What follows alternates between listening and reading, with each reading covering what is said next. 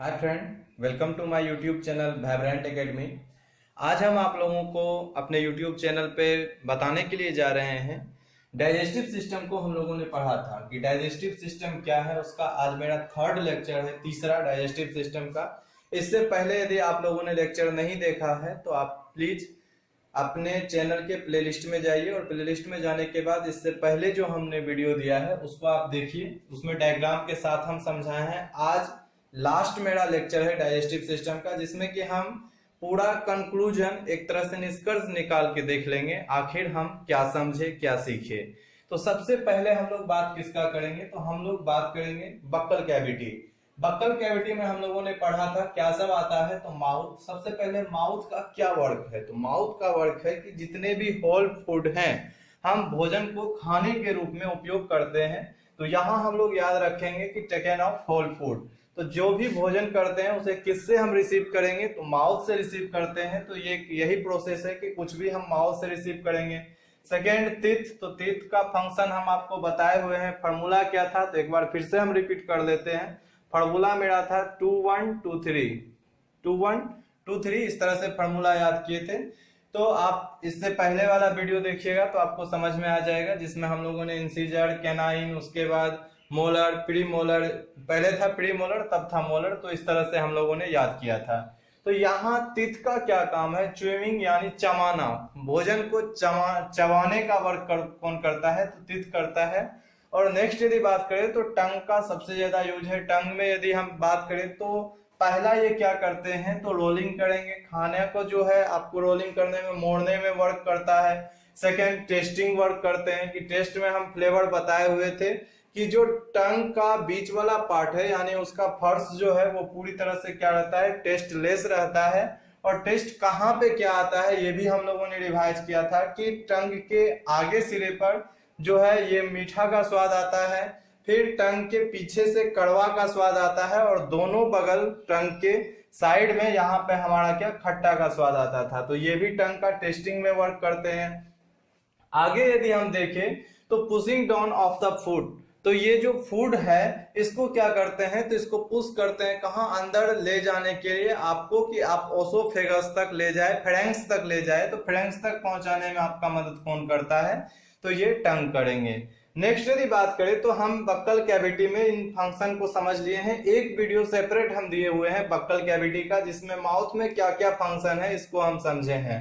तो इसी से रिलेटेड हमारा चौथा पॉइंट ये है, जिसमें हम सिलेवरी ग्लैंड को देखेंगे। सिलेवरी ग्लैंड की बात करें तो सिलेवरी ग्लैंड हम लोगों में कितना प्रेजेंट है, तो एक बार फिर से हम याद करना चाहेंगे कि हम लोगों में 3 प्रेजेंट है, जो कि जोड़े में रहते हैं, हमेशा पेयर में रहेंगे। तो सिलेवरी ग्लैंड का यूज क्या रहते हैं, तो सिलेवरी ग्लैंड जनरली ये स्टार्च को किस में चेंज करेगा, तो ये शुगर में चेंज कर देते हैं। स्टार्च को शुगर में चेंज करेंगे। और हम आपको बताए हुए थे कि जो स्टार्च है इसको माल्टोज में चेंज करते हैं। माल्टोज यानी शुगर फॉर्म में ही चेंज करते हैं। तो सिंपल स्टार्च के क्या बने हुए रहते हैं, यदि आप एग्जांपल हमसे जानना चाहते हैं तो जो आप लोगों ने कैप्सूल खाया होगा, बी कॉम्प्लेक्स की भी कैप्सूल आती है बिकोसूल, यदि उनके ऊपर का कवर आप देखिए, किसी भी कैप्सूल के ऊपर का कवर वो किसका बना हुआ रहता है, तो वो स्टार्च का बना हुआ रहता है। जो कि सिलेवरी ग्लैंड जैसे ही लार उसमें सेलिवा आते हैं वो किस में चेंज हो जाएंगे, तो वो शुगर में चेंज हो जाएंगे। उसके बाद हम लोग जब फेरेंक्स से आगे चलेंगे तो फेरेंक्स से आगे चलने पर ओसोफेगस हम लोगों को नजर आता है। तो ओसोफेगस किस तरह का मूवमेंट करेगा, तो ओसोफेगस में हम लोगों ने फेरेंक्स में पढ़ा था प्रोसेस की फूड किस तरह से ओसोफेगस में आएगा। और ओसोफेगस में आने के बाद ओसोफेगस यहाँ अपना मूवमेंट देते हैं, जिससे कि हम बोल सकते हैं पीरिस्टाल्टिक मूवमेंट। पीरिस्टाल्टिक मूवमेंट की बात करें तो इसे हिंदी में बोला जाता है क्रमानुकुचन, यानी अपना ये जो है फैलता है, सिकुड़ता है, दोनों खुद से अपना वर्क करता है। तो यहाँ ये वर्क जो है कौन करेंगे, तो ओसोफेगस में वर्क होता है, जिसके कारण खाना ऑटोमेटिक आगे की ओर मूव करता है। तो ये प्रोसेस पूछा जाता है कि फूड किस प्रोसेस के द्वारा वो आगे की ओर, स्टोमक की ओर आपका मूव कर रहा है। तो यहाँ एक बार फिर से हम लोग याद रखेंगे पीरिस्टाल्टिक मूवमेंट। तो पीरिस्टाल्टिक मूवमेंट के बाद हम लोग आगे चलते हैं, स्टोमक की बात करेंगे। स्टोमक को यदि हम समझे तो स्टोमक में हम सिर्फ इतना समझना चाहेंगे कि स्टोमक में हम लोगों ने पढ़ा है कि गैस्ट्रिक ग्लैंड रहते हैं। गैस्ट्रिक ग्लैंड यानी इससे सेक्रेशन किसका होगा, तो गैस्ट्रिक ग्लैंड से सेक्रेशन होता है गैस्ट्रिक जूस का।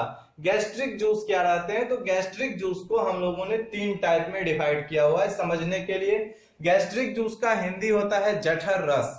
तो यहाँ जठर रस को 3 टाइप में हम लोगों ने डिवाइड किया है, जिसमें पहला हम लोग पढ़ेंगे पेप्सिन, दूसरा पढ़ेंगे HCl, तीसरा पढ़ेंगे हम लोग म्यूकस।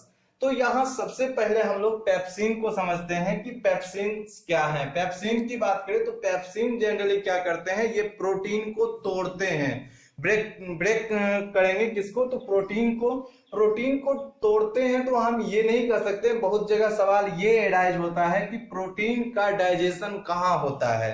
तो यहाँ हम यदि सिर्फ कम सोचे समझे टिक करना चाहे तो स्टोमक कर सकते हैं, लेकिन यदि आप डीपली पढ़े हैं, समझे हैं इस चीज को, तो आप यहाँ क्या पढ़ रहे हैं कि पेप्सिन क्या करते हैं। पेप्सिन क्या है, एक तरह का रस है जो किससे निकल रहा है, गैस्ट्रिक जूस, किससे, गैस्ट्रिक ग्लैंड से, और वो किसमें प्रेजेंट है, तो वो स्टोमक में प्रेजेंट है। तो यहाँ पेप्सिन क्या करेंगे, वो प्रोटीन को सिर्फ तोड़ते हैं।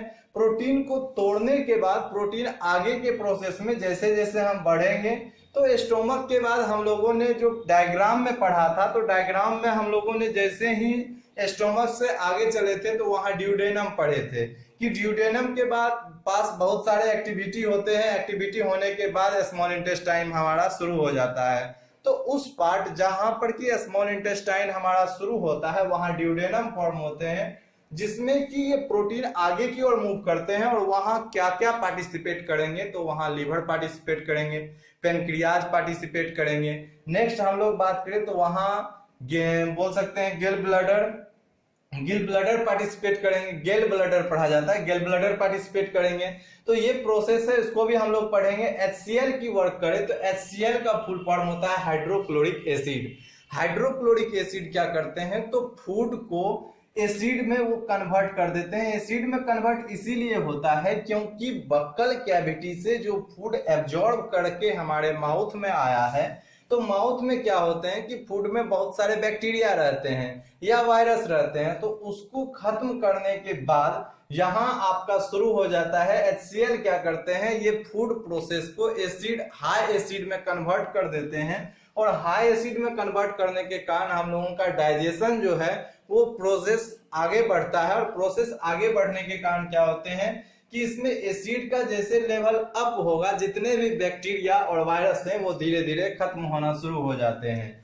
नेक्स्ट यदि बात करें तो म्यूकस को हम लोग यही समझेंगे कि म्यूकस का वर्क क्या होता है। म्यूकस जनरली एक मूवमेंट प्रोवाइड करते हैं। मूवमेंट प्रोवाइड हम इस तरह से समझ सकते हैं कि म्यूकस जो है फूड को पूरी तरह से एक प्रोसेस देता है कि आप आगे की ओर मूव कीजिए, और आगे की ओर मूव करने में म्यूकस हेल्प करते हैं। नेक्स्ट यदि बात करें तो यहाँ 3 चीज आपने जाना, किसमें, गैस्ट्रिक जूस में क्या क्या निकलता है। इस तरह से आपका सवाल बन सकता है, पहला पेप्सिन, दूसरा HCl, तीसरा म्यूकस। नेक्स्ट यदि बात करें तो स्मॉल इंटेस्टाइन हम लोग ड्यूडेनम के बाद पढ़ेंगे, तो यहीं से समझना शुरू करेंगे कि स्मॉल इंटेस्टाइन में होता क्या क्या है। यदि आपको बोला जाए कि पूरे फूड का डाइजेशन कहाँ पे होता है, तो हम बेहिचक कह सकते हैं स्मॉल इंटेस्टाइन में, क्योंकि 3 से 4 घंटे तक स्मॉल इंटेस्टाइन में पूरी तरह से फूड हमारा पच जाता है। और पचने के बाद वहीं पर हम लोगों का एब्जॉर्प्शन होता है कि जो भी हम लोग पौष्टिक भोजन करते हैं वो रिसीव होके ब्लड में आता है।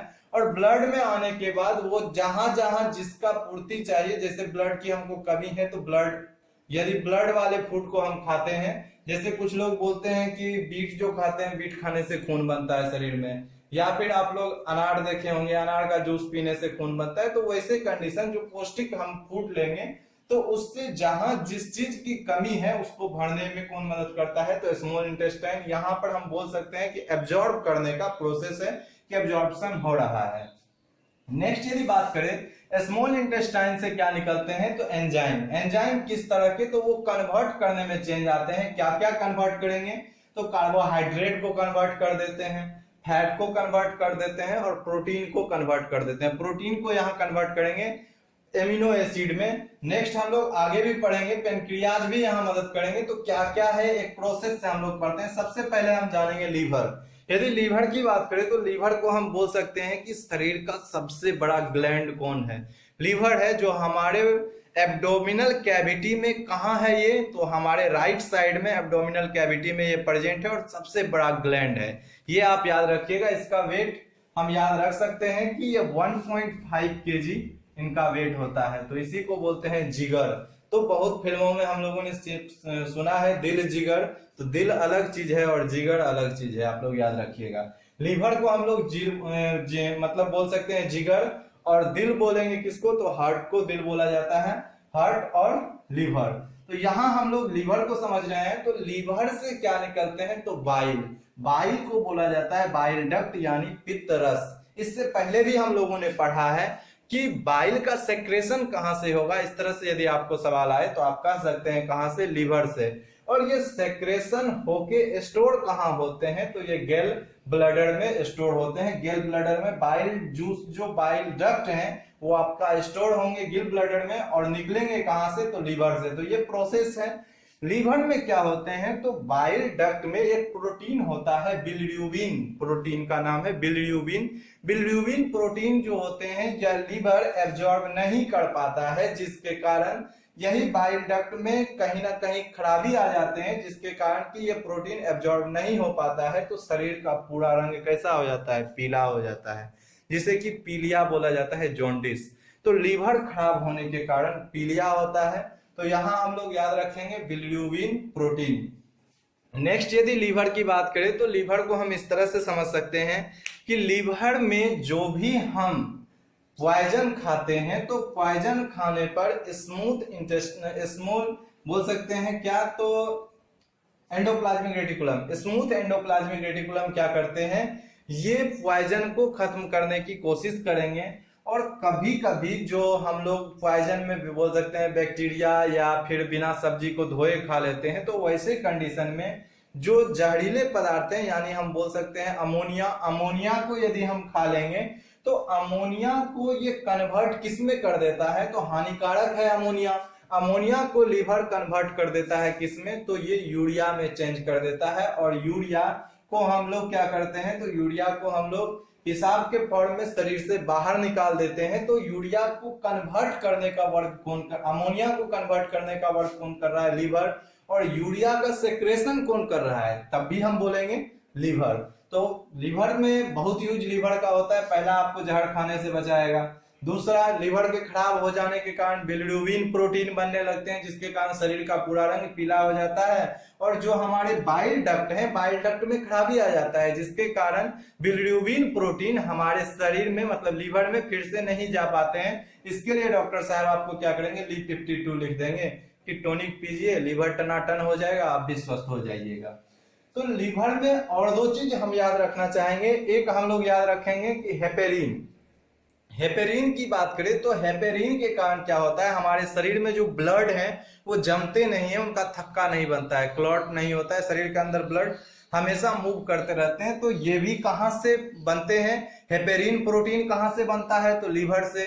एक और याद रखेंगे फाइब्रिनोजेन, फाइब्रिनोजेन प्रोटीन की बात करें तो फाइब्रिनोजेन भी कहां बनता है, तो ये भी लीवर में ही बनता है, जिसके कारण हम बोल सकते हैं कि फाइब्रिनोजेन प्रोटीन के कारण क्या होते हैं, ब्लड का थक्का बनता है। यदि आपके शरीर में कोई ऑर्गन कट जाता है तो कट जाने के बाद वो थक्का बनना शुरू हो जाता है, तो फाइब्रिनोजेन नामक प्रोटीन भी लीवर में ही बनेंगे। तो लीवर से बहुत सारे सवाल क्रिएट होते हैं। लीवर से इस तरह से भी सवाल क्रिएट होते हैं कि लीवर से ही, लीवर में विटामिन के बनता है, तो विटामिन के का रोल आप लोग समझते हैं कि ब्लड को थक्का बनाने में विटामिन के मदद करता है।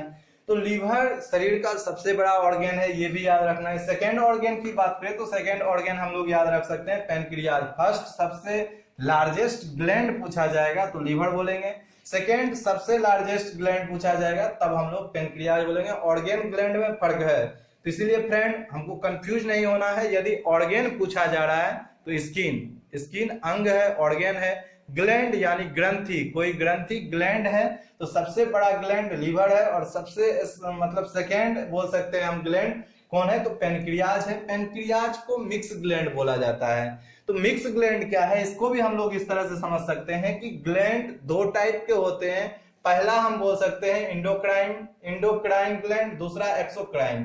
तो इंडोक्राइन एक्सोक्राइन क्या है इसको समझेंगे। इंडो यानी अंदर का और एक्सो यानी बाहर का, तो इसे अंतःस्रावी ग्रंथि बोला जाता है, इसे बाह्यस्रावी ग्रंथि बोला जाता है। तो यहाँ ये भी बोला जाता है डक्टलेस, और एक में डक्ट यानी नली, जिसमें नली है उसको इंडोक्राइनल बोलेंगे, सॉरी एक मिनट, जिसमें नली है उसको एक्सो बोला जाता है और जिसमें नली नहीं है उसको इंडो बोला जाता है। तो ये डक्टलेस है, इसमें नली नहीं है, और जिसमें डक्ट प्रेजेंट है उसको एक्सो बोलेंगे।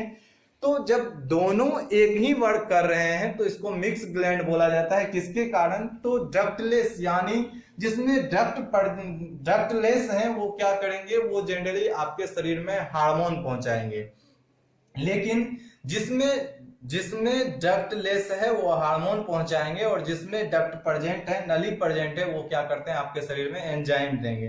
तो ये भी आपको ध्यान रखना है कि इंडो क्या करेंगे, तो इंडो आपके शरीर में क्या करेंगे, हार्मोन देंगे, एक्सो क्या करेंगे, तो एक्सो आपके शरीर में एंजाइम देंगे।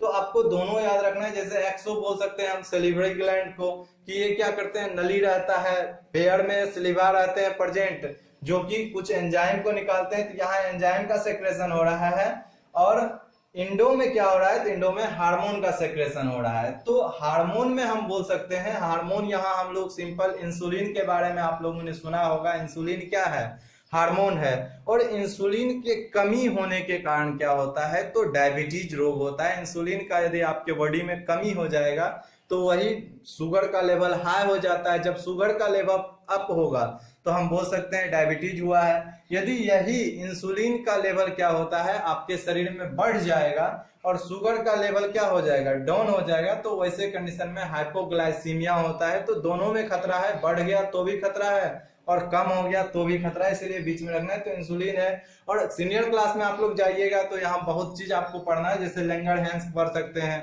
तो लैंगरहैंस में क्या पढ़ेंगे, तो उसमें हम alpha cell, beta cell, gamma cell पढ़ेंगे।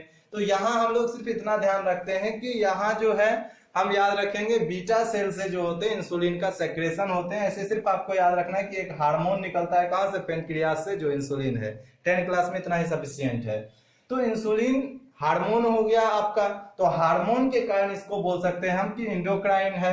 और एक्सोक्राइन की बात करें तो एक्सोक्राइन में बहुत सारे एंजाइम निकलते हैं। जैसे पहला एंजाइम हम बोल सकते हैं क्या, इसको बोलेंगे ट्रिप्सिन।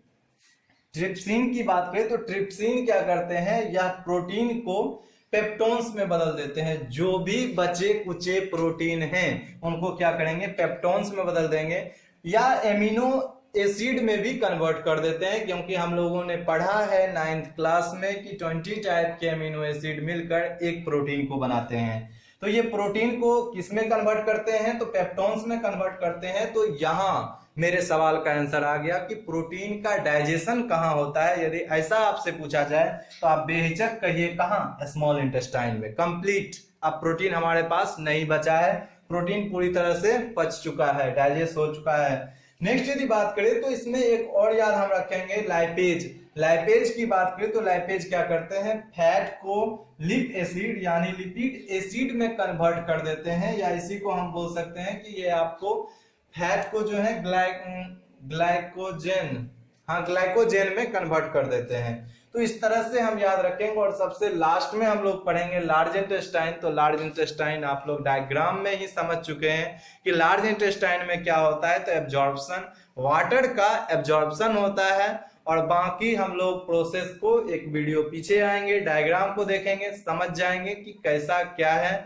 और आप लोगों से आशा और उम्मीद यही करेंगे कि थोड़ा सा समझना है, डायग्राम को देखना है, और 1 से 2 बार वीडियो को देखेंगे, हमको याद हो जाएगा। ये हम आशा करते हैं आप लोगों से। Thanks for watching this video.